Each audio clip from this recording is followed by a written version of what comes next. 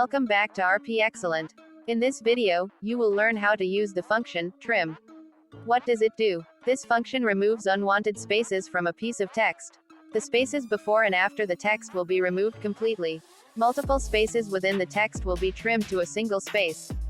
Trim removes all spaces from a text string except for single spaces in between words.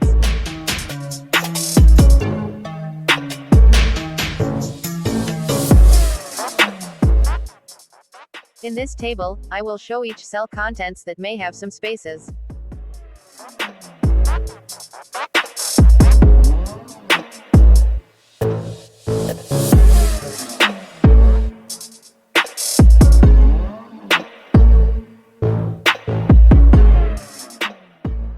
Here is how you could do it.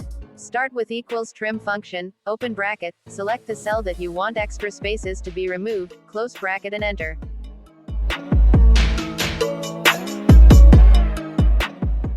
Here is one way to check if the spaces have been removed. Copy the cell content being checked, and paste special as values into a blank cell. You may now manually check if the spaces have been removed. If you think you have learned something new, please give this video a thumbs up.